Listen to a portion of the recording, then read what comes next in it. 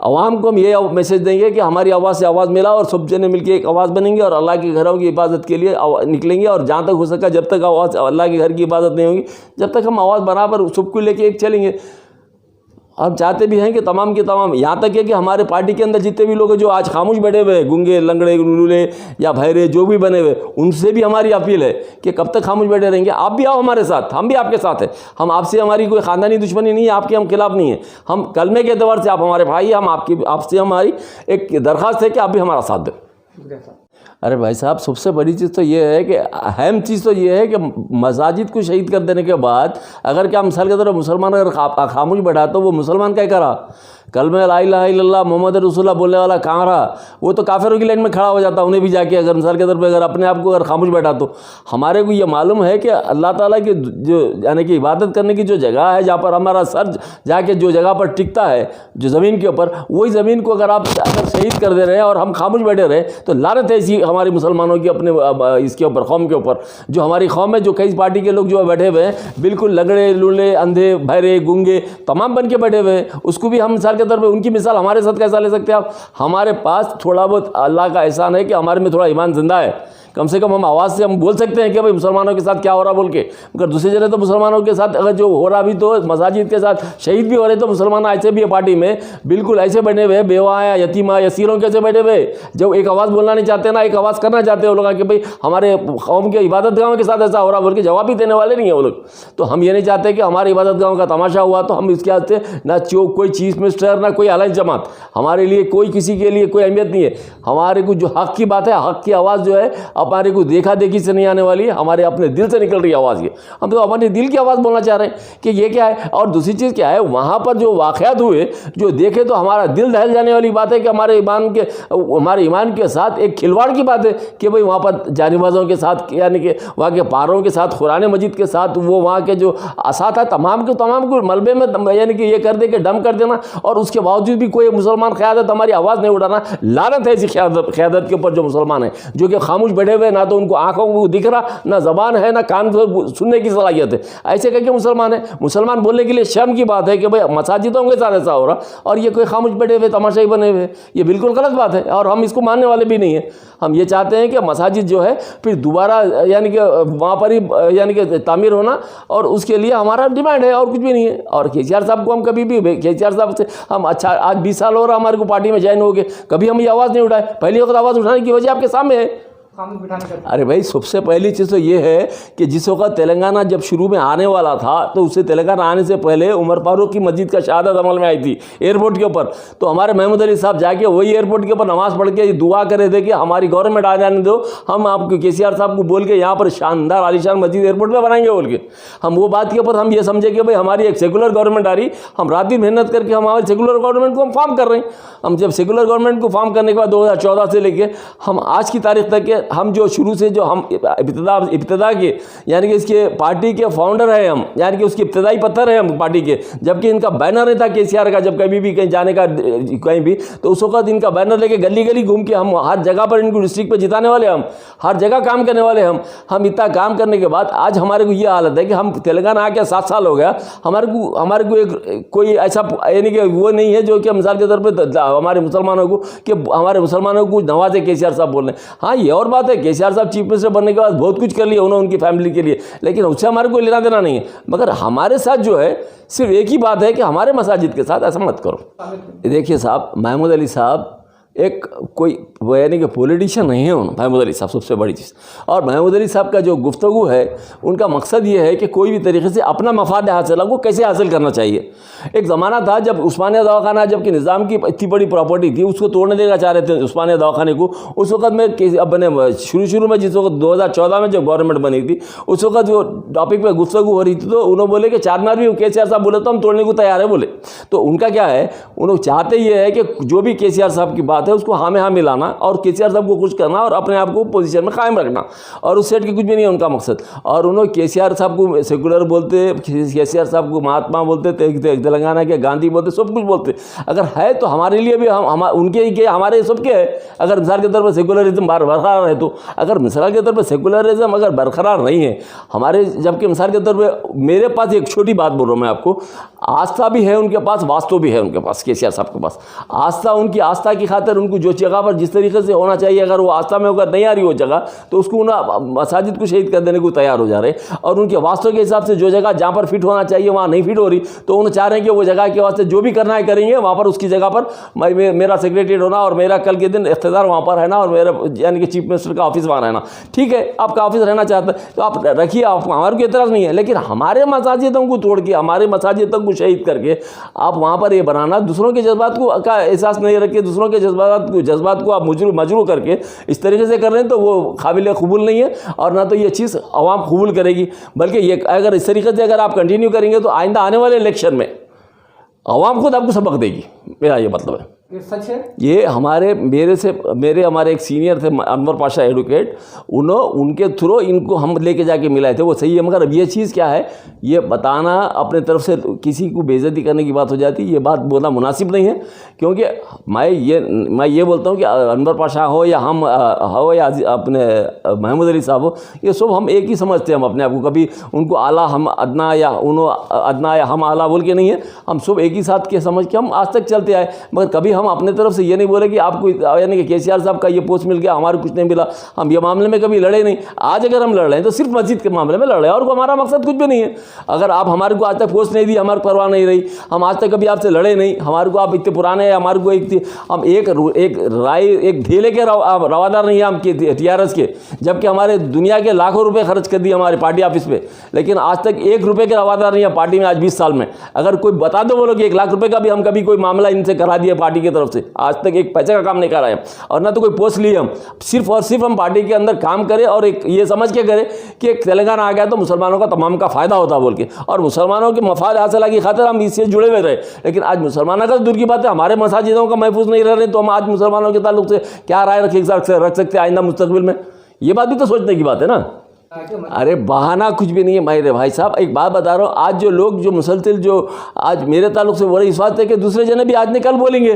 क्या ईमान नहीं है, अल्लाह का डर नहीं है, एक दिन मर के जाना नहीं है। परसों हाल की बात है, मैं परसों मेरे एक वीडियो में बोला, महमूद अली साहब क्या बोलते थे केटीआर साहब के बर्थडे के दिन, अब अखबारों में क्या बोलते थे, बड़े बड़े इश्तेहारात दिए, इश्तेहारात में खुला क्या बोलते थे, एक एक दर्जन ला के यानी कि 15 20 लाख रुपए खर्च करके इश्तेहार देके केसीआर को और केटीआर सबको खुश करना चाह रहे हैं। ठीक है, खुश करो आप, मगर जितने आपकी टीआरएस के कितने लोग भूखे मर रहे थे जब लॉकडाउन के पीरियड में 10-10 20-20 हज़ार के वास्ते परेशान थे, जो खाली जो अनाज तकसीम हो रहा था उसमें से भी एक पैकेट मिल गया तो बसे बोल के बोलने वालों को भी देखो। लेकिन कोई एक टीआरएस का आदमी, कोई लीडर किसी को बुला के पूछा नहीं कि क्या हालात है, ना तो सलीम साहब पूछे, ना महमूद अली साहब पूछे, ना मिसाल के तौर पर फसी बाबा पूछे, ना कोई अपने क्या अपने फारूक हुसैन पूछे, ना तो फरीदुद्दीन पूछे, ना कोई आपने क्या था चेयरमैन पूछा कि भाई सभी जो भी हालात थे उसको परेशान हालत थे पार्टी के लोग, मगर कोई ना पूछे ना किसी की अहमियत है पार्टी में। खाली जिस वक्त तक के जब जरूरत थी जब तक के तमाम को इस्तेमाल करे, जब चीफ मिनिस्टर बन गए और तेलंगाना एक पार्टी यानी कि वजूद में आ गई, उसके बाद अब किसी की अहमियत रही नहीं बाकी। नहीं भाई, वो हमारे पास ना तो वो क्वालिटी हमारे पास है, ना हम उस तरीके से हम बर्दाश्त कर सकते हैं, ना हमारे को मिसाल के तौर पे वो चीज़ हमारे को आज जिस तरीके से उनके जहन में बात है कि एक को अगर जितना भी हो सकता है कि अगर उनके साथ जितनी भी तारीफ़ करो, कितना भी करो, कुछ भी करो, जैसा कि हमारे पास दूसरे भी अब आज बोर्ड मेंबर हैं, बोर्ड मेंबरों का क्या कैफियत है, खाली यही है कि भाई अपने क्या बोलते हो, मेरे वज़ीर आला बोलो, मेरे वज़ीर आला बोलो, और वहाँ तो कहीं के भी औकात के जा देता हूँ, खा जाओ बोल के कोई भी जगह पर खा जाओ। और बोर्ड मेंबर आप कर रहे हैं क्या, जो भी ज़मीना है उसके बाद से पहले से डिसाइडेड करके यानी कि बोर्ड मेंबर आप बैठ रहे हैं और साइना करके बोर्ड में पास कर ले रहे हैं, जो भी ज़मीनों का क्या हो रहा है कौन देख रहा। क्यों नहीं बोलते बोर्ड मेंबरों को हटा के कमिश्नरेट बनाने की बात, क्यों नहीं बोलते कि भाई अपने जुडिशरी पावर देने की बात, क्यों ये हटा के ये नहीं करना चाहते? इस वास्ते कि इसके अंदर 50-60% हुकूमत जो है अलायंस की ये औकाफी ज़्यादातों के ऊपर चल रही है।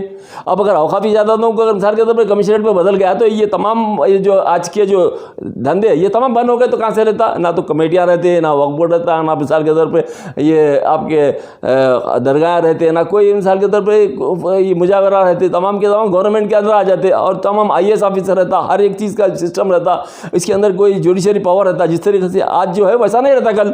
इस वास्ते ये नहीं होना, अपनी मनमानी चलना बोले तो ये वक्त बड़ी रहना, ये सोच के। जबकि हम कई मरतबा बोले कि जाके दूसरे स्टेटों में भी है, जाके आप देखो केरला में जुडिशरी पावर है, केरला में जाके देखो आप, क्या तो कमिश्नरेट है।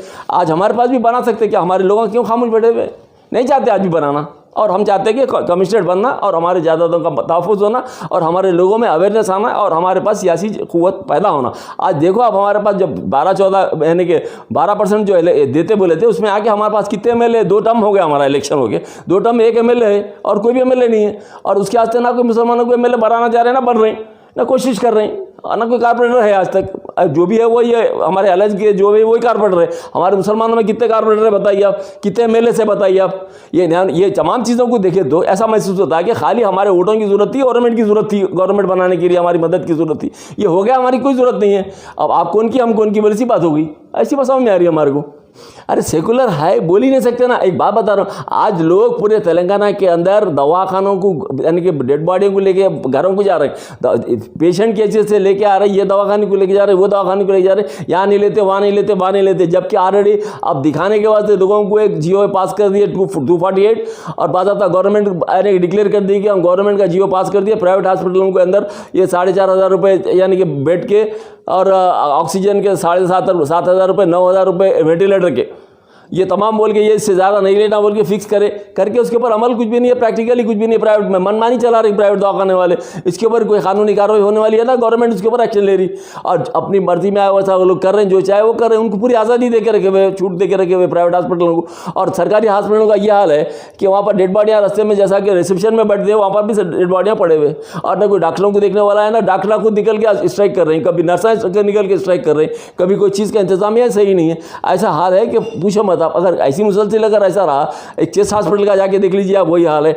आप निम्स हॉस्पिटल का जाके देख लीजिए, वही हाल है। आप उस्मानिया हॉस्पिटल को तो आप बंद कर देना चाह रहे हैं। अब रही बात गांधी हॉस्पिटल, उसके अंदर तो डेड बॉडियाँ भी नहीं मिल रही, कहीं सुबह से शाम तक ढूंढे तो कोई बॉडी वहाँ है, कोई बॉडी बोलता वहाँ है। आखिर में वो भी कोविड में डेड बॉडियों के लिए घूम घूम के दूसरा जना भी इन्फेक्टेड हो जा रहा वहाँ पर, ऐसे माहौल में चल रहा। अरे भाई, हम तो चाहते हैं कि तमाम मिलके हम अपने आप को, हम एक अकेले नहीं है।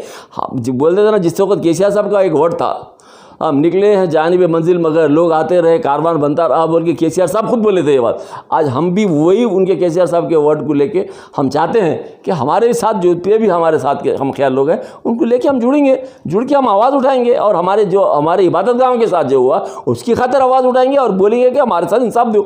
और इंसाफ की खातिर बोले हम, कोई एक बात बता रहा हूँ, हमारे पास कोई यानी कि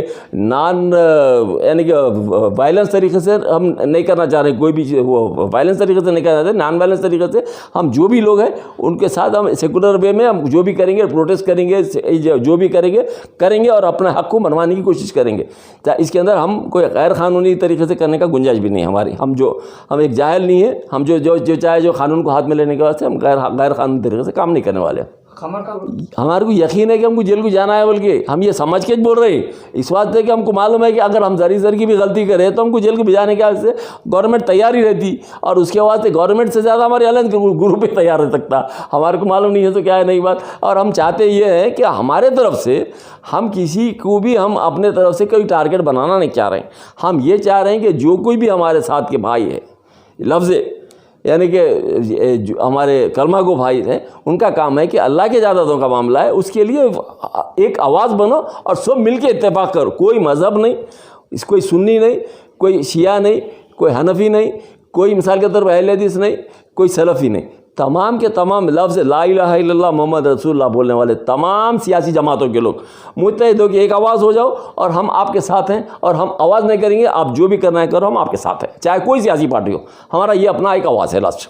हुकूमत ना होता। हमारे को मालूम है भाई, हुकूमत के खिलाफ हम नहीं जा रहे हैं, हमारे अपने इबादत गाहों के खिलाफ जा रहे हैं, हमारे इबादत गाह जो शहीद हुए उसके खिलाफ जा रहे हैं। हमारे को हुकूमत के खिलाफ जाना रहता तो हम कहीं जैसे जिस तरीके से जब दूसरी गवर्नमेंट थी जो उस वक्त उसके खिलाफ में हम प्रोटेस्ट करे थे तेलंगाना के वास्ते, उस वक्त में हम जब गए थे तो हुकूमत के खिलाफ जब गए थे।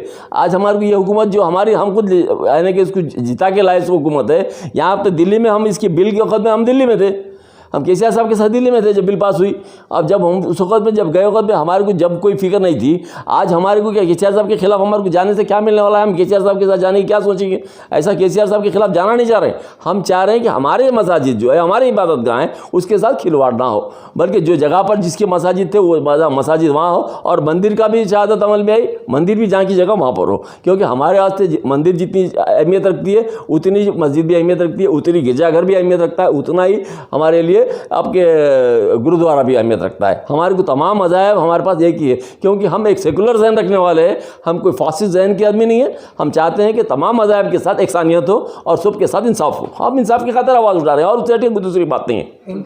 ये तो 100% बात है। जब तक के हमारे एक रियासत के अंदर इतने बड़े मसाजिदों का अगर शहादत अमल में आ रही, तो एक नॉन माइनॉरिटी का आदमी इतना बड़ा इक़दाम नहीं कर सकता जब तक कि हमारा आदमी उनसे नहीं मिला, हमारी कम्युनिटी के लोगों से जब तक मुशावरत नहीं हुई, ये इतना बड़ा इक़दाम नहीं हो सकता। एक तो मेरे के मुशाहिदे के एतबार से बोल रहा हूँ, मेरे तजुर्बे के एतबार से बता रहा हूँ कि ऐसा हो नहीं सकता। और दूसरी चीज़ ये भी है कि आपको ये मालूम है कि क़ानूनी एतबार से ये औक़ाफ़ की जायदाद है, यानी कि गज़ेट नोटिफाइड है, वक्फ़ गज़ेट नोटिफाइड है। वक्फ़ गज़ेट नोटिफाइड जो है, ये जो जगह जायदाद होती है ये अल्लाह की जायदाद होती है। इसको कोई भी आदमी निकाल नहीं सकता, कोई बेच नहीं सकता, हटा नहीं सकता, ख़रीद नहीं सकता। ये अल्लाह की जायदाद, अल्लाह की महफूज़ रहती है। इसको कोई चीफ मिनिस्टर हो या फिर प्राइम मिनिस्टर हो, उन्हें आके उसको तोड़ के अपने कब्जे में नहीं ले सकता जब तक कि ड्यू प्रोसेस अप्लाई, जब तक कि तमाम लोगों से राय करके जो भी अच्छा बुरा कोई डिसीजन लेना है तो ऐसा लेना चाहिए। लेकिन यहाँ पर वैसा नहीं हुआ, और यानी कि विदाउट यानी कि ड्यू प्रोसेस अप्लाई डायरेक्टली अपने आप इन्वॉल्व हो के जो भी हुकूमत करी है वो बिल्कुल गलत है। उसके हम निंदा करते हैं और उसके खिलाफ हमारी बराबर आवाज़ होंगी और आवाज़ उठते रहेंगी।